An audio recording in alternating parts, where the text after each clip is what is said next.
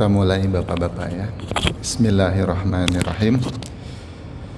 Assalamualaikum warahmatullahi wabarakatuh. Alhamdulillahilladzi anzala as-sakinata fi qulubil mu'minin liyazdadu imanan ma'a imanihim. Asyhadu an la ilaha illallah wahdahu la syarikalah wa asyhadu anna Muhammadan abduhu wa rasuluhu la nabiyya ba'dahu wa la rasula ba'dahu. Allahumma shalli ala sayyidina Muhammadin sallallahu alaihi wasallam wa ala alihi wa sahbihi wasallim ajma'in, amin.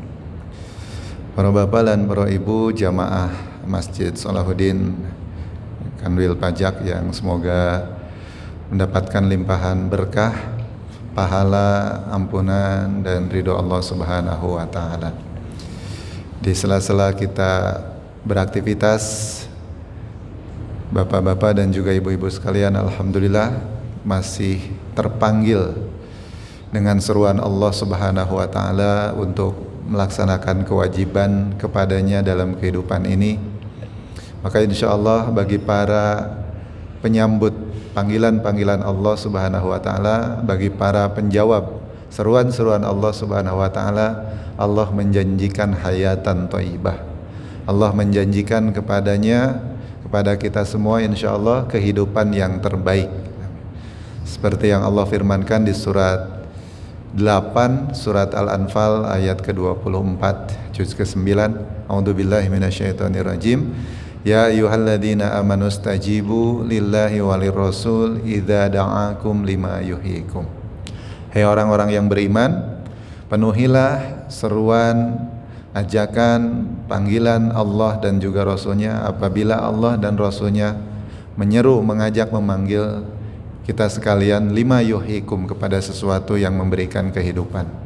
Maka panggilan salat ini adalah sesuatu yang akan memberikan kehidupan terbaik untuk kita. Maka kata Imam Hasan Al-Basri juga, sejauh mana engkau memperbaiki dan memperhatikan salatmu, sejauh itu pula Allah akan memperbaiki kehidupanmu. Ayyu syai'in ya'izzu an dinika idza hanat 'alaika salatuka. Dan salat ini perkara yang agung dalam agama Islam dan bagi seorang muslim. Kalau seandainya salat ini tidak diindahkan, bapak-bapak, maka kata Imam Hasan Al-Basri, yang mana lagi dalam ajaran agama Islam itu yang mau kalian agungkan, yang mau kalian pentingkan, kalau salat saja disia-siakan atau ditinggalkan. Maka insyaallah semoga kita senantiasa istiqomah hingga akhir hayat kita, yang insyaallah mendapatkan kemuliaan husnul khotimah, amin ya.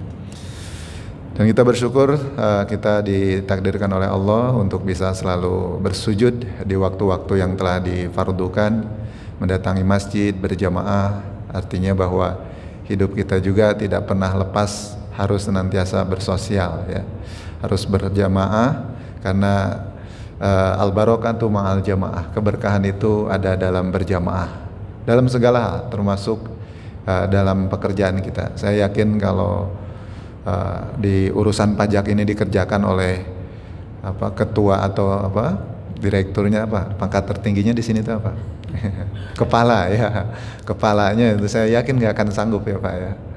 Jadi harus banyak staf dan juga kabid dan kabag yang lainnya sehingga semua urusan ini bisa selesai. Itulah hikmah dari sholat berjamaah itu, agar kita pun dalam segala hal selalu mengedepankan berjamaah atau bersama-sama gotong royong.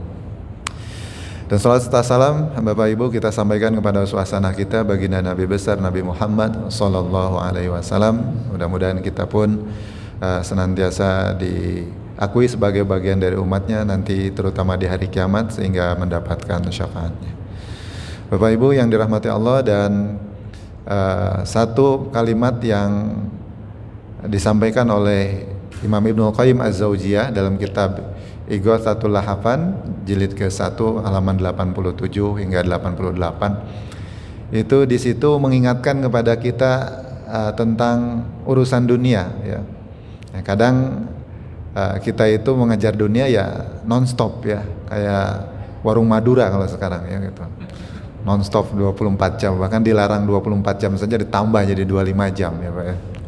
Nah, Bapak Ibu yang dirahmati Allah, dan begitulah antusiasnya pada umumnya manusia itu mengejar dunia ya, karena yang nampak itu adalah perkara dunia ya. Siapa yang bersungguh-sungguh, yang serius, yang bekerja keras, bekerja cerdas ya, kalau ibarat sekarang itu, ya dia akan mendapatkan apa yang dia harapkan, dia inginkan waktu di dunia ya. Namun perlu juga kita menyadari bahwa dalam kitab Ighathatul Lahfan ini dijelaskan bahwa Imam Ibnu Qayyim Az-Jauziyah mengatakan supaya kita menjadi perhatian ya. Jangan sampai terfitnah dengan dunia. Boleh ya dengan urusan-urusan dunia kita dimaksimalkan, tetapi ingat hakikatnya. Beliau menyebutkan bahwa muhibbud dunya la yanfaku an thalatan. Orang yang terlalu mencintai dunia atau disibukkan dengan urusan dunia itu tidak pernah terlepas dari 3 hal. Jadi orang yang terlalu sibuk ya dengan urusan dunia, terlalu cinta dengan dunia, itu pasti tidak akan terlepas dari 3 hal ini. Yang pertama adalah hammun lazimun. Dan ini bisa kita rasakan juga ya.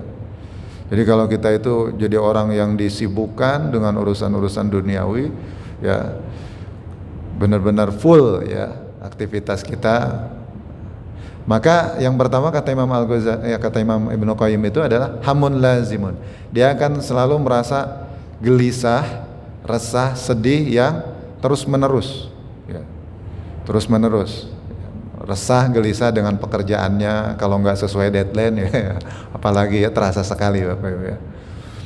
Dan yang namanya pekerjaan dunia nggak ada selesainya. Kira-kira pekerjaan di kantor itu ada selesainya nggak Pak? Nggak ada ya Pak ya. Saya aja di rumah sakit Pak, pasien terus aja ada yang sakit, sampai saya berharap kapan ya tidak ada satupun yang sakit ya Pak ya. Malah semakin banyak rumah sakit, semakin banyak klinik, BPJS semakin dipermudah, digratiskan berobat, malah semakin banyak yang sakit Pak. Gitu. Nah jadi kalau kita ngikutin dunia ya sampai kapanpun nggak akan ada selesainya. Boleh ngikutin dunia tapi jangan sampai tadi meninggalkan kewajiban kita. Contohnya kewajiban kita kepada Allah, salat fardu, salat yang 5 waktu. Nah, orang yang melupakan akhirat, melupakan Allah, itu pasti ya, itu sudah suatu kepastian karena saya juga merasakannya Bapak Ibu. Saya pernah kerja di 5 tempat dulu Bapak Ibu. Ya, merasakan seperti ini ya. Hamun lazimun. Kegelisahan, keresahan ya yang terus menerus ya. Kemudian yang berikutnya yaitu ta'bun daimun. Nah, ta'bun itu artinya itu capek ya. Capek ya. Kerja di kantor pajak capek nggak Pak? Walaupun duduk di kursi atau di sofa yang enak ya Pak, yang empuk, AC-nya lebih adem dari masjid ini contohnya ya. Tapi tetap aja mau pekerjaannya apapun terasa capek ya Pak ya. Mau apapun pekerjaannya. Saya aja banyak ngisi pengajian ya capek juga Pak gitu ya. Gitu. Jadi Bapak Ibu yang dirahmati Allah Subhanahu wa taala, nah, orang yang disibukkan dengan dunia atau terlalu mencintai dunia itu, dia yang akan pasti dirasakannya adalah ta'bun daimun. Dia akan terus merasakan keletihan, kepayahan, kecapean yang berkelanjutan. Berkelanjutan terus tanpa henti ya.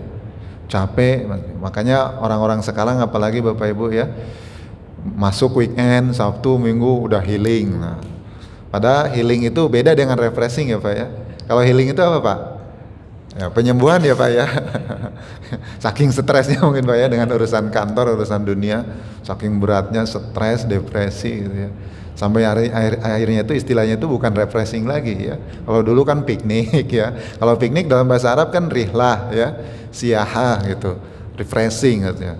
Tapi kalau healing ya itu ilaj artinya itu bahasa Arabnya, pengobatan, penyembuhan, berarti ada penyakit ya, ada masalah yang berat dalam kehidupannya sampai tertekan, yaitu dengan beban-beban duniawinya. Capek Pak ya. Waktu jadi staf capek ya, tapi waktu jadi staf pingin jadi kepala atau kabid atau kabak. Ketika jadi kabid jadi kabak tambah stres lagi Pak ya, tambah depresi lagi, tanggung jawabnya lebih besar lagi. Nah contohnya begitu Pak, akan terus capek ya, capek. Bahkan sudah pensiun saja masih pingin apa Pak? lanjut ya gitu ya. Honorer kalau guru itu ya. Ya, pengen terus lanjut ya. Nah begitu Bapak Ibu. Dan ketika lanjut ya terus akan merasakan kelelahan, keletihan. Padahal kalau sudah kita mencapai usia 40 ya hingga 60 itu kan rumus Qur'annya itu seharusnya itu sudah mengamalkan surat Al-Ahqaf ayat 15 ya. Kita sudah banyak mensyukuri, menikmati ya. Jadi tidak terlalu ngoyo lagi. Dan tinggal kita memperbanyak ibadah untuk bekal sanggup kita di akhirat nanti. Nah itu yang kedua, tidak akan terlepas ya, muhibbud dunya, orang yang terlalu cinta dunia itu tidak terlepas dari kegelisahan terus menerus, kemudian kecapean, keletihan ya, kepayahan yang berkelanjutan. Nah ini yang ketiga yang paling mengerikan, wa hasratun la tanqadi ya, yaitu penyesalan yang tidak pernah berhenti atau tidak ada habisnya ya. Nah, apalagi kalau mohon maaf Pak, jangankan nunggu mati. Kalau mati kan penyesalannya gimana Pak? Di surat Al-Munafikun ayat 9-10 itu ya luar biasa. Jadi orang-orang yang menyesal karena dulu dihabiskan usianya, kenikmatannya, kesehatannya, segalanya, waktunya untuk dunia, tahu-tahu summa amatahu fa akbaroh. Kemudian mati, kemudian dikubur Pak. Wah itu pada teriak di alam kubur itu Pak. Diceritakan di surat Al-Munafikun. Apa teriakannya Pak? Teriakan karena penyesalan penghuni kubur karena lengah dari urusan dunia ya, lengah dari urusan akhirat, disibukkan dengan dunia. Fayaqula rabbi laula akhartani ila ajalin qarib. Ya Tuhanku, sampai menjerit, tolong berikan sebentar saja penangguhan supaya saya hidup lagi sebentar aja. Ya, jangan dulu dimatikan, jangan dulu dikubur. Maka apa lanjutannya? Ketika permintaannya seperti itu, fa'as-shaddaqa wa akum minas sholihin. Saya akan bersedekah dan saya akan jadi orang yang beramal soleh Pak. Dijawab oleh Allah, fala yu'akhirallahu nafsan idza jaa ajaluha ya. Tidak akan pernah ditangguhkan lagi apabila ajal itu sudah tiba. Nah, itu menyesal Pak. Jangankan sudah jadi penghuni kubur. Ini saya jadi pasien penghuni rumah sakit saja udah penyesalannya luar biasa Pak. Benar, saya sering menemukan orang-orang yang seperti itu. Nyesel karena apa? Ya ketika sudah sakit, baik itu di usia yang masih muda Pak, ya apalagi yang sudah masuk usia tua Pak, itu pada nyesel. Ketika nikmatnya dicabut oleh Allah, bukan dicabut, kalau dicabut itu berarti mati ya Pak ya. Ditangguhkan sebagian Pak. Ketika nikmatnya sebagian ditangguhkan oleh Allah yang biasanya diberikan, itu sudah nyesalnya luar biasa. Ya, nyesalnya luar biasa. Itu baru penghuni rumah sakit ya, bukan penghuni kubur sudah menyesal. Nah ini kata Imam Ibnu Qayyim Az-Zawjiyah itu. Jadi muhibbud dunya, yang terlalu cinta dunia, mabuk dunia ya, dia tidak akan terlepas dari tiga hal. Yang pertama adalah gelisah, resah, nggak puas maksudnya itu di sini ya, selalu kurang. Ya. Dan kata Nabi juga dalam hadis sahih disebutkan, laulibni adam wadiyani min dahabin ahabba an yakulahu wadiyan. Seandainya kita itu sudah punya satu gunung emas pun, kita akan mencari gunung emas yang kedua, ketiga dan seterusnya Bapak Ibu. Tidak akan puas kecuali ya sudah mati, kata Nabi SAW. Tanah kuburan sudah masuk di mulutnya, menjejali mulutnya.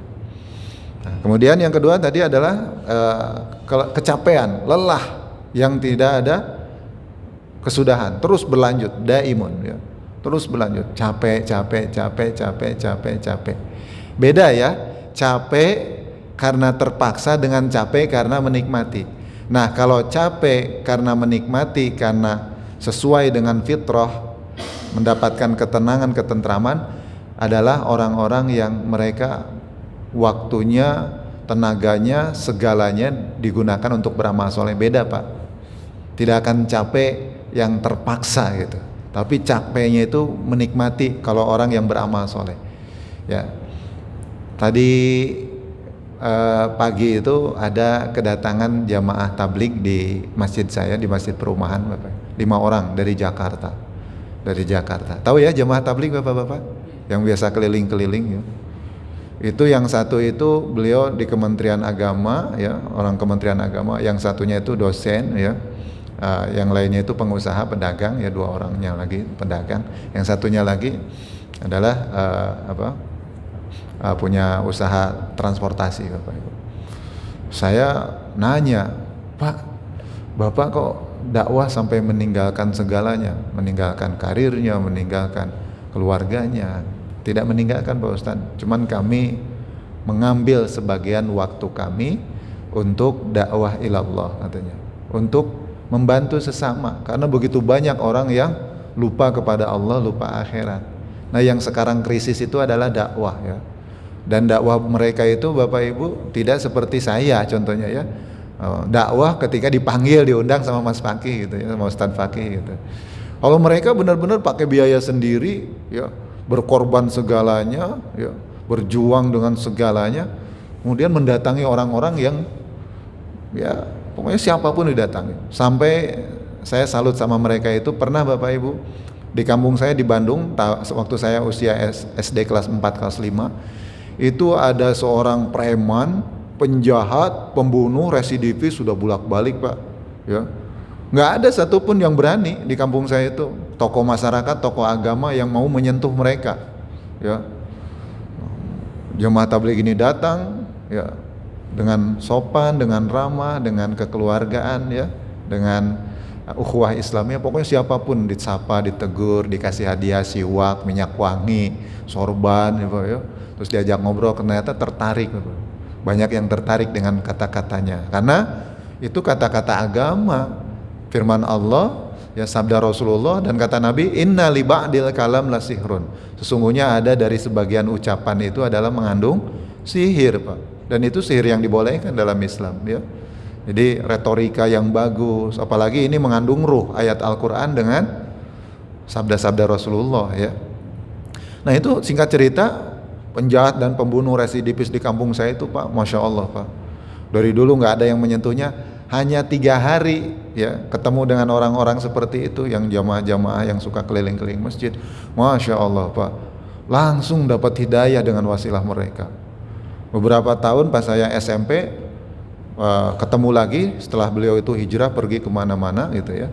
Sekarang beliau itu, Pak, sudah waktu SMP itu beliau itu sudah jadi amirnya, sudah jadi ulamanya, Pak. Ceramahnya keren, Pak, ya. Kalah lulusan pondok pesantren juga, Pak, ya. Dan sampai sekarang beliau itu menghibahkan dirinya untuk dakwah, ya. Luar biasa, Bapak Ibu. Nah, kenapa bisa seperti itu? Karena walaupun keras, walaupun capek, tantangannya berat, tapi kalau motivasinya adalah Allah dan Rasulnya, surga yang luasnya seluas langit dan bumi, walaupun capek, menikmati, Pak. Namun beda pekerjaan, beda perkara dunia itu, ya. Capeknya itu adalah capek yang menyulitkan, capek yang sebetulnya menyiksa, ya. Capek yang menyiksa. Nah, Bapak-bapak dan Ibu-ibu, ini sebetulnya menjadi perhatian, ya, agar kita tetap beraktivitas mencari dunia sebagaimana Allah pun menyuruh kita, i'malu, ya, fasayarallahu amalakum wa rasuluhu wal mu'minun, di surat At-Taubah itu. Bekerjalah, beramallah, karena Allah, Rasul, dan juga orang-orang akan melihat pekerjaan kita, ya.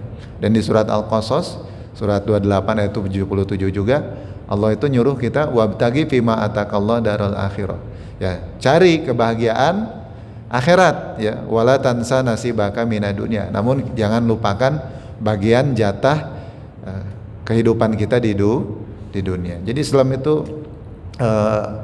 luar biasa, agama yang mutawasid, ya, agama yang moderat, ya. Tidak kita disuruh meninggalkan dunia demi akhirat atau sebaliknya, ya. Hanya mengejar dunia saja meninggalkan akhirat, atau mengejar akhirat meninggalkan dunia. Nah, Bapak-bapak dan Ibu-ibu, ini sekedar renungan, ya, dari aktivitas kita yang begitu padat, namun tetap kita bisa meluangkan waktu-waktu kita baik untuk sholat, untuk ngaji, dan ini tidak akan merugikan kita, Pak, ya. Justru yang paling menguntungkan itu yang seperti ini. Man kana yuridu hartal akhirah nazid lahu fi harsi, di surat Asy-Syura surat 42 ayat 20. Siapa yang ingin untung akhirat, maka kata Allah akan kami berikan tambahan keuntungan dunia. Ya, jadi kalau kita nyari keuntungan akhirat, contohnya karena kita sholat, sedekah, kemudian kita ngaji, karena kita baca Quran, wirid, itu nyari keuntungan akhirat, maka akan diberikan bonus, Pak. Diberikan bonus apa? Keuntungan dunia. Waman kana yuridu harta dunia, namun siapa yang menginginkan keuntungan dunia saja, nu'tihi minha. Nah, ini kalimatnya itu menggunakan fi'il mudhari. Kadang Allah itu memberikannya, kadang tidak juga, Pak. Bisa jadi tidak.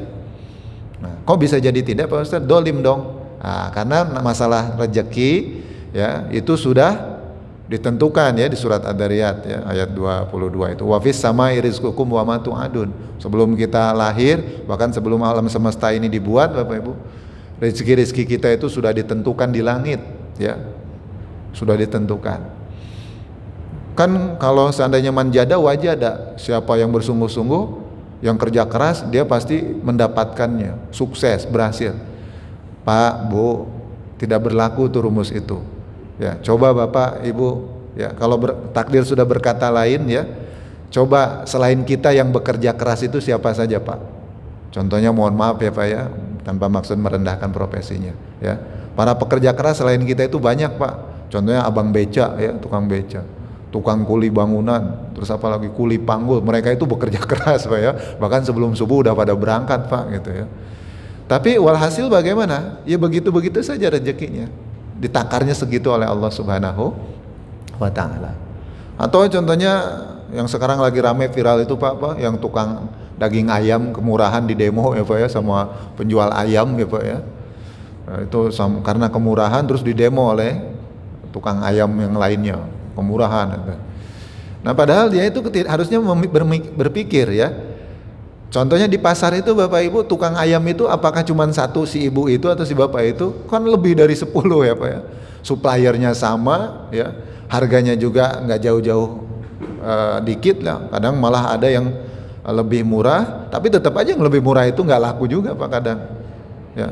Atau di harganya disamakan, warung yang satu rame ya, yang satunya sepi. Itulah rahasia rezeki Bapak Ibu yang dirahmati Allah. Nah Bapak Ibu yang dirahmati Allah, jadi kembali lagi ya, bahwa kita itu kalau ingin nyari keuntungan dunia, maka Allah kadang memberikannya, kadang juga tidak ya, sebagai ujian. Wa ma lahu fil akhirati min nasib. Namun bagi orang yang Allah berikan bagiannya di dunia karena kerja kerasnya, karena amalannya, wa ma lahu fil akhirati min nasib. Bedanya nanti di hari kiamat tidak kebagian apa-apa lagi, Pak.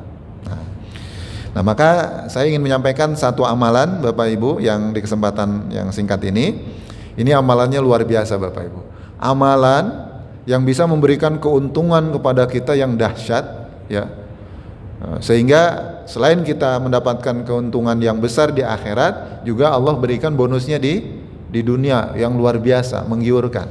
Bahkan ini amalan ini yughbitu humul anbiya wasyuhada. Ini sampai membuat gibtoh. Gibtoh itu apa Pak? Gibtoh atau gobtoh ya? Gibtoh itu adalah iri baik Pak. Ya. Bahkan ini amalan yang dilakukan oleh orang-orang ini itu membuat para nabi, para rasul, para syuhada. Tahu syuhada Pak? Syuhada itu orang yang berperang, membawa segalanya ke medan tempur. Falam yarji' bidzalika min syai'in. Kemudian tidak membawa apa-apa, tidak kembali membawa apa-apa lagi. Hartanya, tenaganya, jiwanya, nyawanya semua gugur syahid di medan perang. Itu amalan yang luar biasa jihad itu Pak ya. Nah tapi para syuhada, para nabi, para rasul, para syuhada itu gibtoh atau gobtoh kepada orang-orang yang beramal ini ya, sampai iri. Ini hadisnya itu dari Abu Ya'la, diriwayatkan oleh Imam Ahmad, At-Tirmizi dan lainnya. Jadi Bapak Ibu yang dirahmati Allah, kata Abu Malik Al-Asy'ari, jadi ketika Abu Malik Al-Asy'ari itu mengajari kaumnya, terahnya ya, kalau bahasa kita itu terahnya, keturunan-keturunannya mengajari sholat ya. Karena Abu Malik Al-Asy'ari itu beliau langsung belajar talaki sholatnya kepada Rasulullah Shallallahu Alaihi Wasallam ketika Rasulullah sudah berada di Madinah ya. Itu diajari sholat yang benar itu begini. Kemudian setelah Rasulullah selesai sholat, kemudian Rasulullah itu menghadap ya. Nah ini hadisnya itu, lama qadha sholatahu, ketika Rasulullah SAW selesai dari sholatnya, ini di kitab fikih sunnah juga ada ya, bab tentang kaifiatus sholat, tata cara sholat. Di kitab fikih sunnah yang ditulis oleh Said Sabiq ya. Jadi lama qadha sholatahu, ketika Rasulullah itu selesai melaksanakan sholat bersama kami, bersama Abu Malik al-Asy'ari ini, aqbala ilan nas biwajhihi, kemudian beliau menghadap kepada orang-orang yang menjadi makmumnya dengan wajahnya ya. Faqala, kemudian Rasulullah bersabda, ya ayyuhan nas isma'u waqilu wa'lamu ya. Simak baik-baik ya, pikirkan, renungkan dan ketahuilah. Ini kalimatnya aja sampai perintah Bapak Ibu agar kita benar-benar memperhatikan perkara ini. Annallah azza wa jalla ibadan, sesungguhnya Allah Subhanahu wa taala itu ya memiliki hamba-hamba. Jadi ada hamba-hamba Allah Subhanahu wa taala, laisu bi anbiya wala syuhada. Mereka itu hamba-hamba ini bukanlah para nabi, bukanlah para rasul, wala syuhada, bukan juga para syuhada. Orang yang gugur di medan perang karena mendapatkan hadiah yang istimewa, balasan yang luar biasa dari Allah. Tetapi yughbituhumul anbiya wa syuhada ala majalisihim. Tetapi kedudukan mereka ya, kedudukan mereka itu membuat iri para nabi, para rasul, para syuhada ya. Wa qarabahu minallah, dan mereka melebihi kedudukannya orang-orang yang dekat dengan Allah Subhanahu wa taala.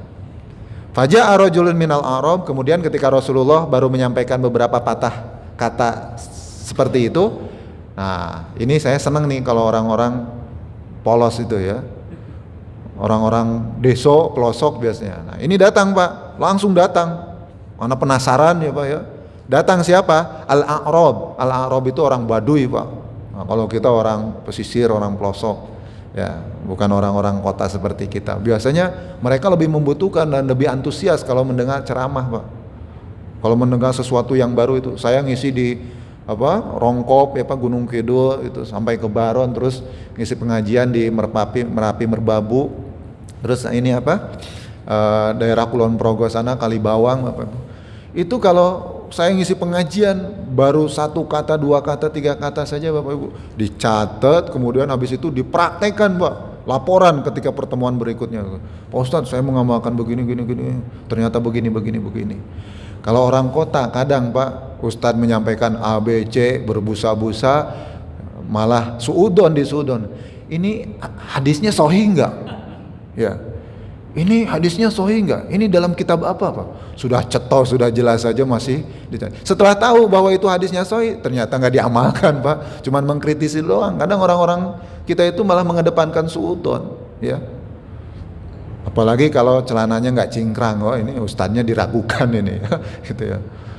Kadang seperti itu. Nah, kadang sebagian itu seperti itu Bapak Ibu.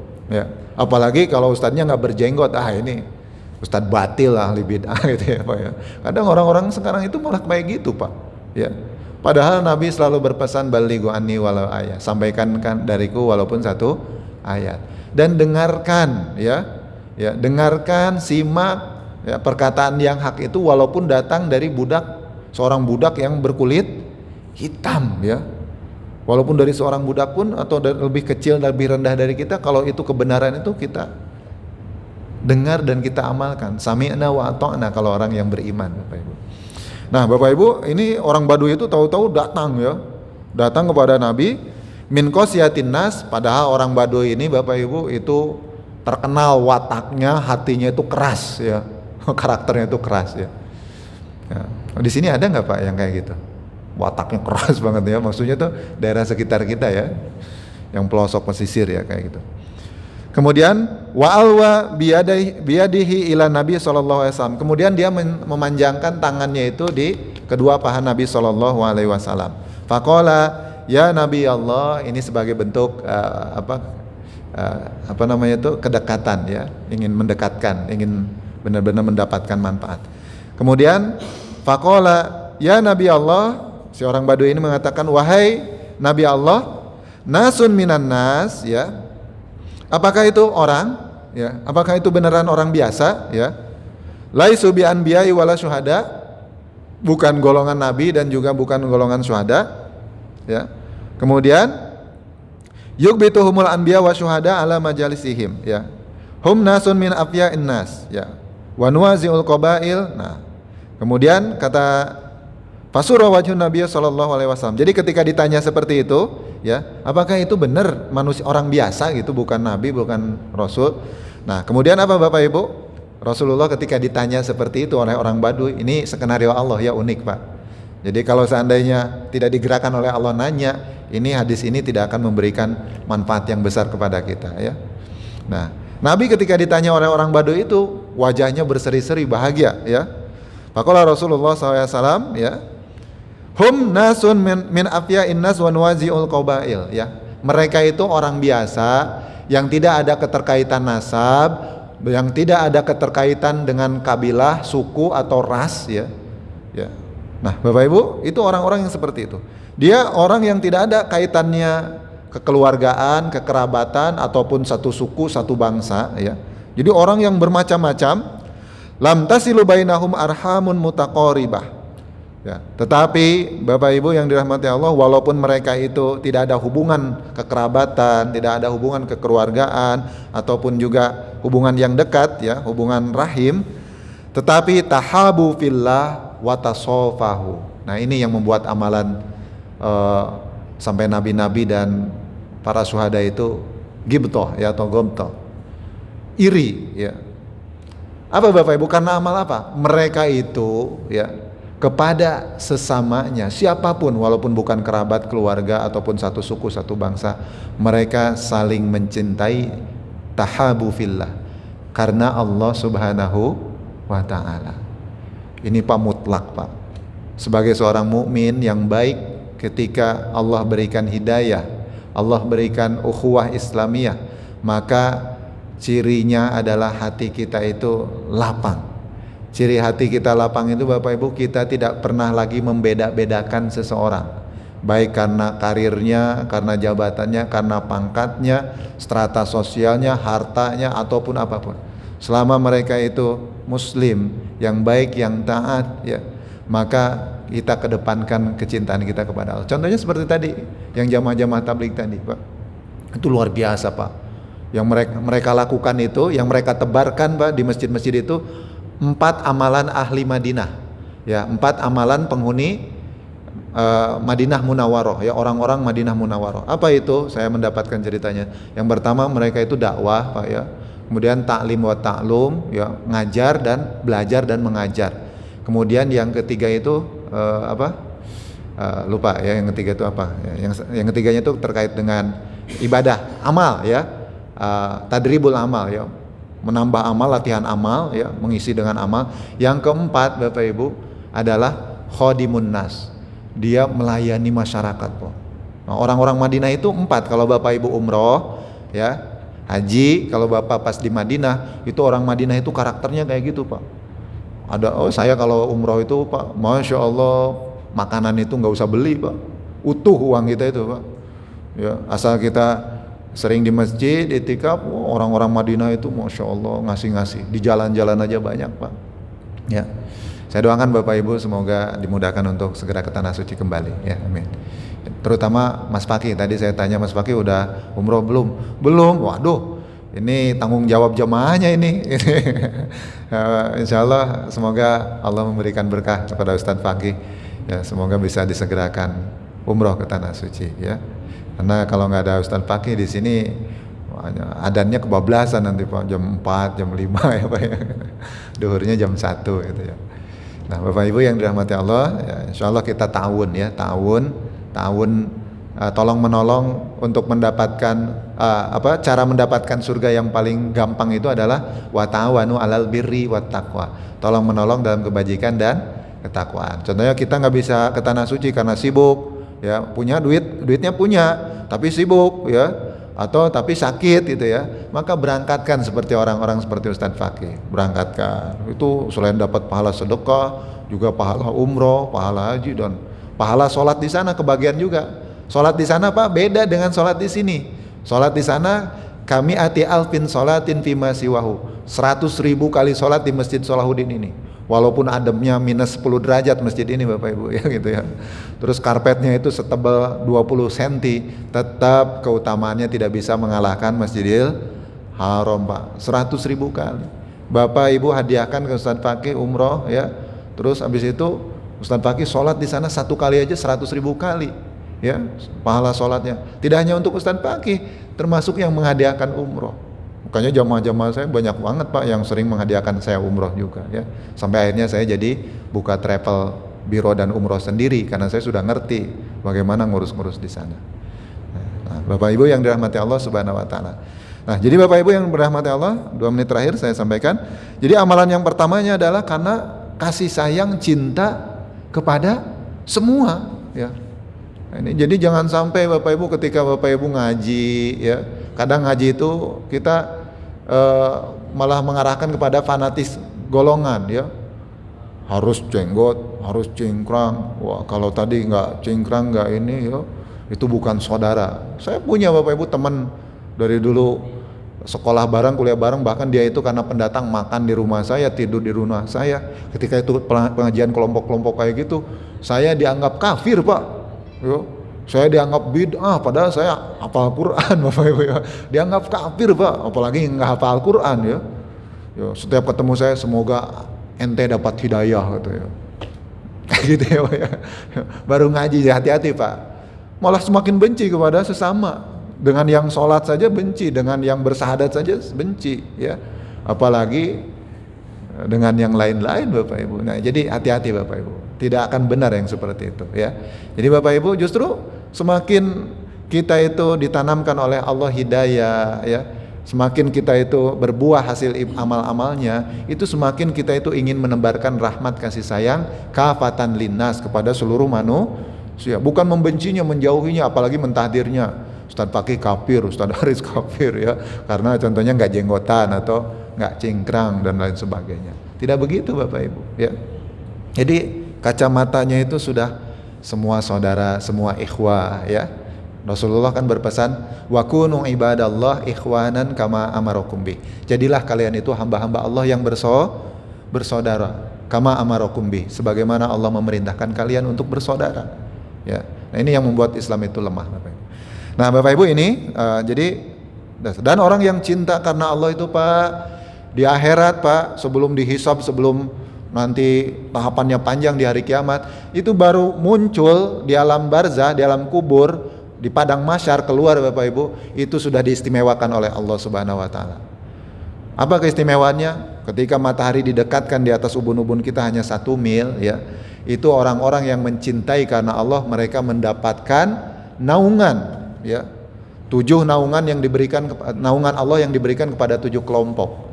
Salah satunya siapa Bapak Ibu? Rajulun tahaba fillah.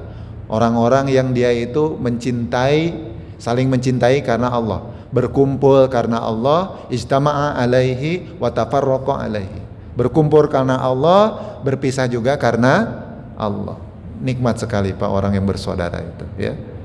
Belum lagi urusan dunia, belum lagi urusan akhirat Pak. Urusan dunia mendatangkan rezeki, mendatangkan berkah, banyak yang nolong kalau kita bersaudara. Di akhirat sesama mukmin saling memberi syafaat. Contoh ya Pak ya, insya Allah kalau saya diizinkan memberi syafaat, bapak-bapak nih yang sekarang ikut ngaji seperti ini, saya bersaksi nanti di hari kiamat. Ya Rob, ini bapak-bapak yang di Dirjen Pajak, Kanwil Pajak ini Pak, orang-orang baik, orang-orang soleh ya. Saya jadi saksi ketika habis asar harusnya tiduran ya, atau malas-malasan, ini ikut ngaji gitu ya. Tolong ya Allah berikan syafaat kepada mereka. Saya jadi saksi Bapak, insya Allah ya. Itu keuntungannya orang yang berkasih sayang karena Allah. Dan kata Nabi, anta ma'aman ahbabta, engkau itu pasti akan dikumpulkan dengan kelompok orang-orang yang engkau cintai dulu waktu di dunia ya. Kalau idolanya Justin Bieber ya nanti kumpulannya sama Pak Didi lagi ya, sama Justin Bieber. Kelompoknya ngumpulnya dengan yang kayak gitu Pak ya. Tapi kalau yang kita idolakan itu contohnya ustadz kita yang biasa ngisi di sini ya, contohnya ya, insya Allah kita akan dikumpulkan bersama mereka ya. Kita mencintai para sahabat, mencintai para nabi, engkau akan dikumpulkan bersama orang yang engkau cintai. Maka jangan salah Bapak Ibu ya. Tahabba fillah, mencintai karena Allah. Yang kedua Bapak Ibu adalah watasofahu. Cirinya itu adalah mereka gemar sekali bersalaman. Nah ini sekarang ini tata krama yang sudah mulai luntur Pak. Apa bahasa jawabnya itu? Unggah-ungguh ya. Unggah-ungguh yang sudah mulai. Bapak Ibu yang dirahmati Allah, ini ajaran Islam. Nabi SAW bersabda, hadisnya luar biasa Bapak Ibu. Selama kita itu berjabat tangan dengan saudara kita, sebelum lepas itu dosa-dosa itu digugurkan oleh Allah. Makanya kalau orang-orang yang paham salaman Pak, itu biasanya sampai lama gitu, Masya Allah, sambil mujamalah. Mujamalah itu basa-basi merayu ya gitu. Insya Allah Ustadz Fakih lama gak ketemu, sampai digini-gini Pak ya. Lama gak ketemu Ustadz Fakih, makin ganteng, makin bersih ya, makin sehat ya. Istrinya masih satu Ustadz Fakih gitu. Kadang basa-basi kayak gitu ya. Nah ini tuh seneng Pak kayak gitu tuh. Wah itu menunjukkan kedekatan persaudaraan itu ya. Jadi jangan kalah sama Cina Pak. Cina itu kayak gitu kalau salaman ya. Nah, kita orang Islam Pak ya. Allah nyuruh kayak gitu. Jadi seperti itu. Kita itu senang bersalaman ya. Senang bersama. Nah, itu cirinya itu begitu. Nah ini tasofahu yadhabul gillu an qulubikum. Ya, berjabat tanganlah. Niscaya Allah akan melenyapkan penyakit-penyakit hati di antara panjenengan. Ya.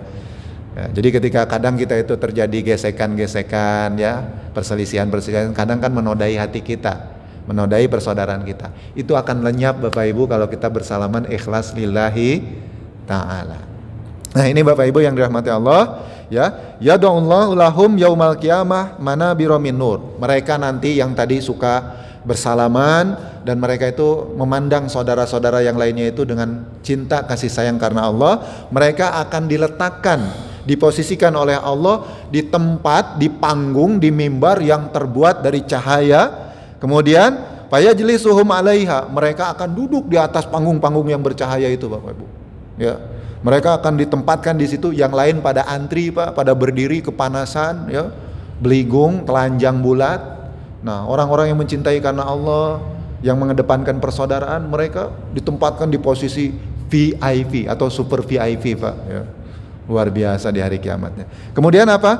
Fayaj'alu wujuhahum nuron wa thiyabahum nuron. Bahkan wajahnya, pakaiannya itu bercahaya, berbinar-binar Pak. Kelap-kelip cahayanya itu menyinari. Masya Allah. Ini kemuliaan ya. Yafza'un nas ya. Orang-orang yang lainnya kaget Pak dengan perkara itu ya. Dengan orang-orang yang seperti itu kaget. Wala yafza'un, tapi orang-orang yang tadi Pak, yang mereka suka berjabat tangan, mereka itu suka saling mengucapkan salam, mereka itu memandang saudaranya itu kecintaan karena Allah, mereka tidak kaget Pak. Karena itu sudah dijelaskan oleh Nabi SAW. Hum awliya Allah, mereka yang seperti itu adalah para wali-wali Allah ya. Alladzi la khaufun alaihim wa lahum yahzanun, yang mereka itu tidak pernah lagi bersedih, mereka itu tidak pernah lagi takut ya. Nah itulah Bapak Ibu ciri-ciri wali Allah Subhanahu wa taala. Maka Bapak Ibu, inti dari agama itu bukan hanya sekedar sholat Pak ya, haji, bolak-balik zakat, puasa, tetapi adalah akhlakul karimah. Dan kecintaan kita kepada saudara yang lainnya, kita senang berjabat tangan, menghidupkan sunnah Nabi, mengucapkan salam, itu adalah bagian dari akhlakul karimah yang inti dari ibadah amalan-amalan yang kita kerjakan. Demikian Bapak Ibu yang bisa saya sampaikan, semoga bermanfaat untuk kita sekalian. Semoga Allah mengampuni segala hilaf dan dosa kita sekalian. Kita akhiri dengan hamdalah dan doa kafaratul majlis. Alhamdulillahirabbil alamin. Subhanakallahumma wa bihamdika asyhadu an la ilaha illa anta astaghfiruka wa atubu ilaik. Assalamualaikum warahmatullahi wabarakatuh.